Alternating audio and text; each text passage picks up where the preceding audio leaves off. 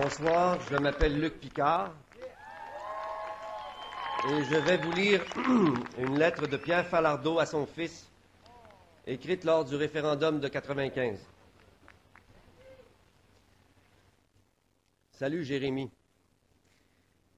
On se voit pas très souvent. Je fais toujours à courir à gauche et à droite. J'essaie de faire ma petite part pour l'indépendance.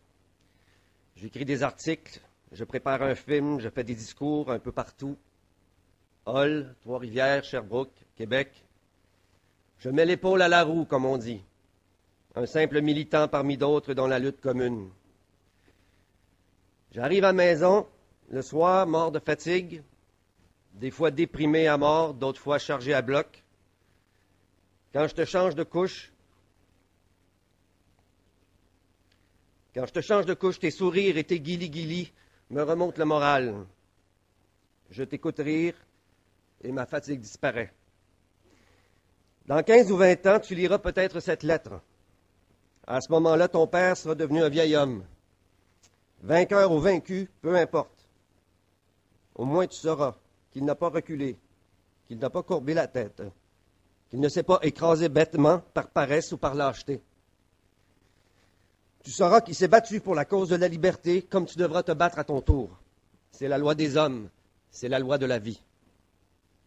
Cette lutte pour la libération de notre pays dure depuis 235 ans, avec des hauts et des bas, des défaites graves, parfois des victoires, de longues périodes de repli, bien des combats, mais aussi des reculs déshonorants.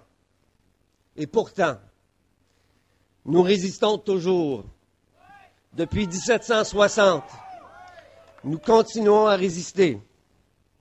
Nous pouvons vaincre. Nous devons vaincre. Pas le choix. Le temps nous est compté. Nous sommes au pied du mur. L'indépendance n'est pas une lutte constitutionnelle, mais une lutte pour la vie ou la mort. Et la mort des peuples, c'est aussi la mort de quelqu'un. Il y a des jours, Jérémy, j'ai l'impression qu'on n'y arrivera jamais.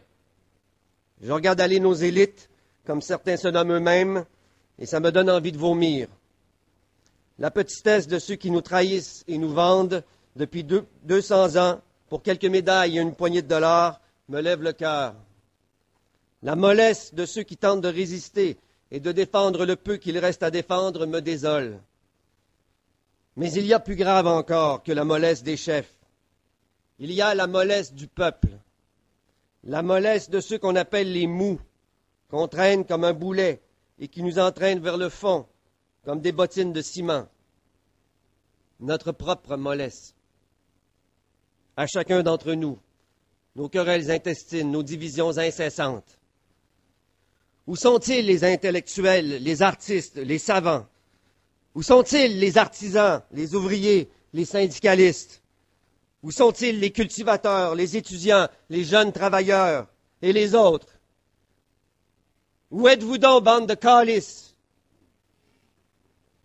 Comme disait le cinéaste Gilles Groux, vous êtes au baseball, au centre d'achat, à Paris, à New York, chez Citadel, en train de vous acheter une piscine hors terre, dans le garage, en train de faire reluire un tas de tôle.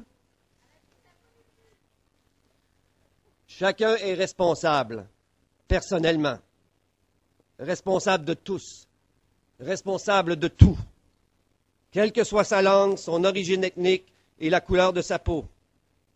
Il y a un prix pour la victoire et il y a un prix pour la défaite.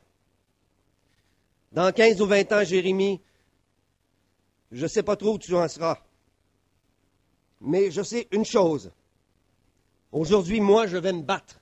Avec passion, avec rage, avec méchanceté. J'en ai assez. Cette fois-ci, il n'est pas question de reculer. Nous pouvons vaincre. Il s'agit de vouloir. Salut, Jérémy. Ton père, Pierre Falardeau.